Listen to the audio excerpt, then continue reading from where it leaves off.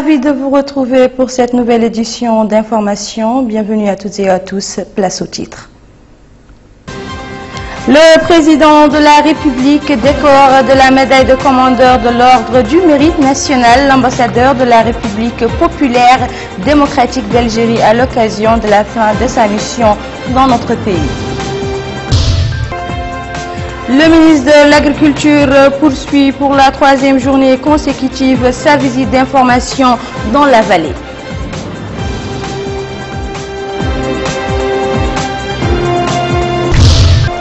Lancement des journées de formation au profit des encadreurs sur le programme de gestion des percepteurs des collectivités locales El Ghazen. Merci de nous accueillir chez vous. Le président de la République, Mohamed Ould Abdelaziz, a décoré aujourd'hui au palais présidentiel à Nouakchott de la médaille de commandeur de l'Ordre du Mérite national son Excellence Zehani Abdelhamid, ambassadeur de la République populaire démocratique d'Algérie à l'occasion de la fin de sa mission dans notre pays. Après la décoration, le président de la République a accordé une audience au diplomate algérien en présence du ministre des Affaires économiques et du Développement, M. Sidi Oulta, ministre des Affaires étrangères et de la coopération par intérim. À sa sortie d'audience, le responsable algérien a fait la déclaration suivante. J'ai eu l'honneur d'être reçu par son Excellence le Président de la République, M. Mohamed Ould Abdelaziz, à l'occasion de la fin de ma mission dans ce pays frère et cher, la Mauritanie. J'ai transmis au Président de la République à cette occasion les salutations de son frère Abdelaziz Bouteflika et ses vœux de santé et de bonheur pour lui, de progrès et de prospérité pour le peuple mauritanien frère. J'ai remercié le président de la République pour cette décoration d'une médaille de commandeur de l'Ordre du Mérite national en lui exprimant ma parfaite satisfaction de l'accompagnement dont j'ai fait l'objet durant mon mandat en Mauritanie de la part de l'ensemble des responsables mauritaniens, la société civile ainsi que pour l'intérêt et le suivi accordé au dossier de notre coopération bilatérale à tous les niveaux. J'ai profité de l'occasion pour réitérer à son Excellence la ferme volonté de l'Algérie, sous l'égide du président Abdelaziz Bouteflika, de renforcer davantage les relations fraternelles existantes entre nos deux pays frères.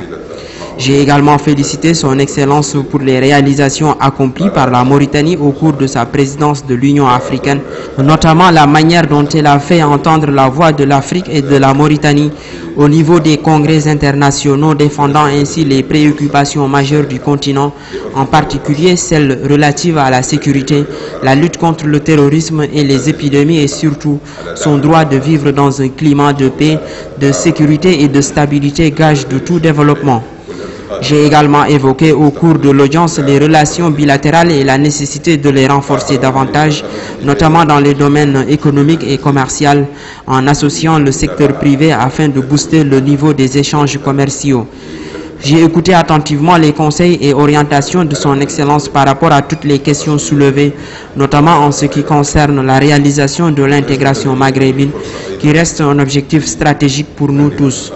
Son Excellence m'a chargé de transmettre ses salutations à son frère, son Excellence Abdelaziz Bouteflika, et aux hautes autorités algériennes.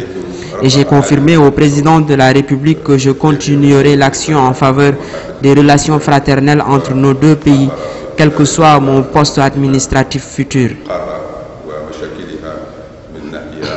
Le ministre de l'Agriculture poursuit pour la 3e journée consécutive sa visite d'information dans la vallée. Rosso était l'étape de ce soir où le ministre a tenu une réunion en présence des autorités administratives et communales de la wilaya. Compte rendu, Mohamed Zamzam.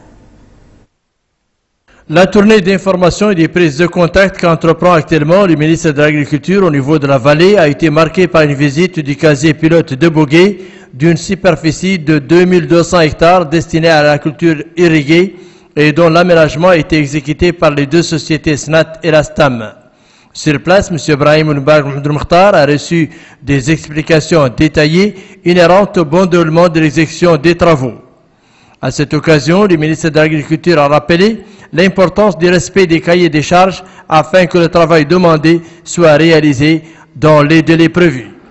Le ministre de l'Agriculture a par ailleurs visité le périmètre de Aérembar dans lequel la culture de blé a été introduite dans une superficie de 300 hectares comme expérience pilote qui permettra le développement de la diversification agricole dans ce périmètre.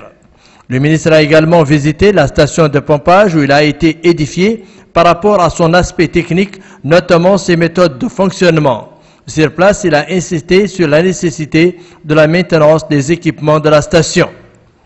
Au niveau du centre agricole de Mbagne, le ministre de l'Agriculture, en compagnie du Wali du Brakna, a visité cette importante infrastructure scolaire qui contribuerait à la formation des ingénieurs agronomes au sein de ce centre qui constitue la coopération entre notre pays et la République populaire de Chine. Au niveau du centre agricole de Mbagne, le ministre de l'Agriculture, en compagnie du Wali du Brakna, a visité cette importante infrastructure scolaire qui contribuerait à la formation des ingénieurs agronomes au sein de ce centre qui constitue la coopération entre notre pays et la République populaire de Chine. Le centre de perfectionnement des techniques agricoles qui a été construit dans le cadre de la coopération avec la République populaire de Chine. Il s'agit d'un centre éminemment stratégique, d'un centre véritablement moderne qui va permettre, je l'espère, une mise à niveau de nos agriculteurs. Et en tout cas, j'ai été impressionné par la rigueur, la qualité du travail qui est fait, aussi bien au niveau des salles d'entraînement qu'au niveau des sites où il y aura aussi une expérimentation sur l'État. Je suis sûr qu'il permettra une diffusion des dernières pratiques chinoises en termes agricoles au niveau de l'agriculture mauritanienne. Notons enfin que la fin des travaux de construction du centre d'Mbagne sont prévus à la fin de l'année en cours. La ministre de l'Élevage, Dr Fatma Habib, a décoré aujourd'hui, au nom du président de la République, Mohamed Ould Abdelaziz, certains fonctionnaires et employés de son département. La ministre a décoré de la médaille de chevalier de l'Ordre du Mérite National, M. Babaha Ould Hmeidat Ould Babaha, secrétaire exécutif de l'ONG Spana Mauritanie, de la médaille d'honneur de première classe, M. Baro Abdoulaye, directeur du centre d'élevage et des recherches vétérinaires, et Dr Baba Abdallahi Doumbia, docteur vétérinaire. De la médaille d'honneur deuxième classe, M. Bamoussa Salem Hamadi, ingénieur adjoint de l'élevage, El Mabrouk Ould Mohamed Mreziq, laborantin Mohamed Salem Ould Hamadi, docteur vétérinaire. De la médaille d'honneur troisième classe, M. Cher Sid Ahmed Salek Ould Barka, chef sous-secteur de l'élevage. La cérémonie de décoration qui s'inscrit dans le cadre des festivités commémoratives du 54e anniversaire de l'indépendance s'est déroulée en présence du secrétaire général du département, M. Fall Mortar, des conseillers du ministère et du lecteur. Autre décoration, c'est celle effectuée aujourd'hui par la commissaire aux droits de l'homme et à l'action humanitaire, Mme Aïchetou Mint Mhaïham, au nom du président de la République, Mohamed Ould Abdelaziz. La commissaire a décoré de la médaille d'honneur première classe M. Hamadi Samba, directeur de l'action humanitaire, de la médaille d'honneur deuxième classe M.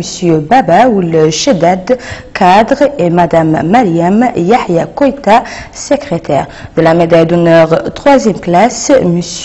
Mohamed Ould Brahmi, cadre, Mohamed Ould Hamdallah et Cheikh Mahmoud Ould Salem, chauffeur, et Mokhtar Ould Mohamed, planton.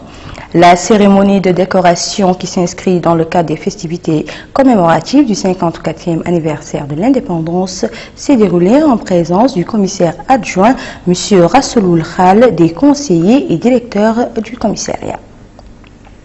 Direction la wilaya du Brakna à présent, où le directeur de l'agence nationale Tadamoun, M. Hamdi Ould Mahjoub, a supervisé l'inauguration d'un centre de santé et 3 classes complémentaires à l'école de Dofgag dans la commune de Bogué. Précision avec Babacar Ndiaye. Le village d'Idak-Vegue dans la Mokata de Bogué se dote d'un centre de santé ultramoderne, une infrastructure sanitaire que le directeur général de l'Agence nationale Tadamoun est venu inaugurer en plus de l'extension de 3 salles de classe. Face aux populations, le directeur général de l'Agence nationale Tadamoun a expliqué que l'accès des citoyens aux services de base est une priorité pour les pouvoirs publics. Le président de la République nous a instruit de régler les problèmes des populations, a-t-il rappelé, ajoutant que l'inauguration de ces 2 projets va changer la vie des populations avant d'inviter les parents d'élèves notamment à scolariser leurs enfants. L'éducation est le seul moyen de lutter contre la pauvreté, a conclu le directeur de l'Agence nationale Tadamoun. Le maire de Bogué a salué les efforts de cette agence, tout comme la population qui est allée de ses remerciements à l'image de ce père de famille qui indique que cette journée est inoubliable. Il était très attendu, nos doléances viennent d'être satisfaites, se réjouit-il. Ces classes et ce centre de santé sont indispensables pour les citoyens, complète cette femme qui, comme ces dizaines de personnes, n'ont pu retenir leur bonheur. Retour à Nouakchott où les activités des journées de formation organisées au profit des encadreurs sur le programme El Ghazan de gestion des précepteurs des collectivités locales ont démarré aujourd'hui au Centre international de formation à distance. Ces journées organisées par la Direction générale du budget et de la comptabilité publique en collaboration avec le programme national intégré d'appui à la décentralisation et au développement local et à l'emploi des jeunes se tiendront du 12 au 29 janvier courant. Abdelrahman Hamadan. El Ghazan. Voici le nouveau logiciel de gestion des collectivités locales conçu par le ministère des Finances dans le cadre de ses politiques de réforme et dans le cadre de la politique de décentralisation engagée par le gouvernement. Ce dispositif jouera un rôle très essentiel dans la lutte contre la gabegie et la corruption qui constitue l'un des axes fondamentaux du programme de son Excellence, Monsieur le Président Mohamed Abdelaziz. Ce logiciel fait l'objet de ces journées de formation de formateurs organisées par le ministère des Finances en collaboration avec le programme national pour l'appui de la décentralisation, le développement local et l'emploi des jeunes, PNIDL, en faveur des receveurs municipaux. Dans un mot prononcé pour la circonstance, le secrétaire général du ministère des Finances a indiqué que la mise en place de ce logiciel s'inscrit dans le cadre des réformes du département visant à améliorer la rentabilité et la transparence de gestion de deniers publics, précisant que cela va faciliter la production des informations comptables et financières de manière correcte et exhaustive dans une date précise. S'adressant aux encadreurs, M. Mohamed Ahmed les a appelés à s'acquitter davantage de leur mission et à accompagner le réseau de receveurs municipaux qui renferme plus de 50 comptables publics. Les coordinateurs du programme PNIDL, M. Mohamed El-Babt, a souligné que son programme se focalise sur des approches différentes dans saison d'intervention et que les mécanismes de son exécution se font à travers le système financier national. M. Mohamed El-Babt a ajouté que ce système sera appliqué dans toutes les Mokata du pays après la réussite de sa phase pilote dans les capitales régionales des wilayas de l'intérieur. Notons que l'idée de concevoir ce programme a été posée en 2011. Son étude de faisabilité avait lancé en 2013 avant que la phase pilote soit appliquée au niveau central dans les capitales régionales des wilayas de l'intérieur en 2014. À Zouérat, la société El Aouch pour la météorologie a lancé ce matin des journées de concertation sur l'étude de l'effet de ces substances sur l'environnement et la société. Les objectifs de cette rencontre sont détaillés ici par El Haj Abdullahi. Afin de garantir une bonne exploitation de la mine d'El Aouch et pour protéger la population avoisinante contre les effets négatifs de l'extraction minière, la société El Aouch des mines amorce des concertations collectives sur les répercussions écologiques et sociales du projet El Aouch, en vue d'impliquer la population locale dans l'élaboration d'une stratégie préventive. Le Wali de Tiris Zemour, qui abrite cette large concertation, a montré que l'enrichissement de ces journées de concertation va contribuer inévitablement au développement du pays en général et de la zone en particulier. Cette cérémonie de concertation a constitué une occasion pour le directeur de la société El Aouch des mines qui a présenté un exposé sur son institution. verrouille d'un partenariat entre la Société nationale pour l'industrie et des mines et la société Sphère. L'exposé a compris aussi des données sur le projet Al-Aouch et ses étapes clés. La portée de l'adéquation de cette étude relative aux effets avec les lois et réglementations en vigueur a été la quintessence d'une intervention faite par les consultants au ministère de l'Environnement. Quant à la consultante au bureau chargé de l'étude, elle a abordé dans son intervention les répercussions environnementales et sociales du projet. Ensuite, les champs a été laissé libre aux acteurs pour poser les questions et faire la lumière sur les craintes qui entourent les travaux du projet et ainsi que les avantages qui l'accompagnent. On clôture aujourd'hui à Nouakchott des travaux du premier congrès de la Société mauritanienne des sciences neurologiques. Les participants à ce congrès ont rendu public à l'issue de leurs travaux des recommandations appelant entre autres à la création d'un service de chirurgie neurologique à l'hôpital des spécialités Emina Abdelaziz. Les spécialistes, chercheurs et professeurs universitaires venant des pays de l'Afrique subsaharienne et du Maghreb arabe et participant au premier congrès de la Société mauritanienne des sciences neurologiques. Dispenser des conférences sur les différents thèmes des sciences neurologiques et échanger sur les nouveautés scientifiques dans le domaine de la neurologie. Cette réunion est importante. Elle permet de faire le tour des questions cruciales qui se posent en neurologie. C'est pourquoi les thèmes ont porté premièrement sur la tuberculose, qui est grave, qui est fréquente et qui pose des problèmes de diagnostic nécessitant la mise en niveau de nos laboratoires.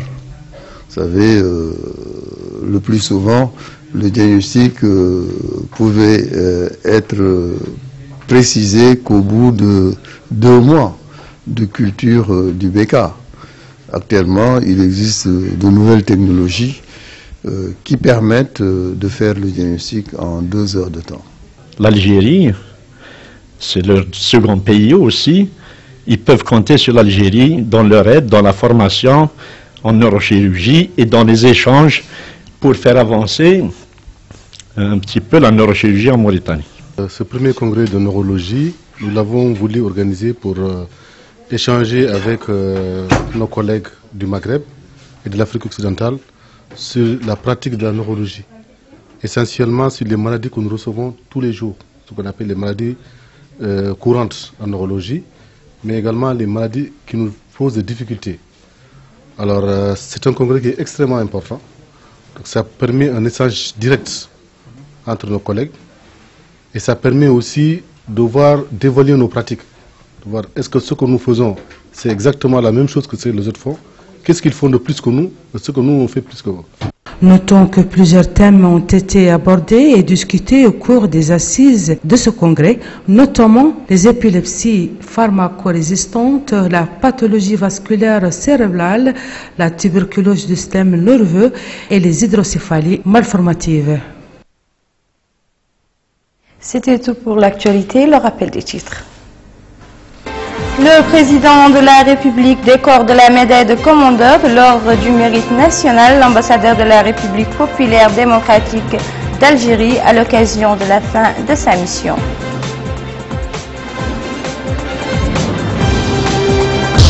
Le ministre de l'Agriculture poursuit pour la 3e journée consécutive sa visite d'information dans la vallée.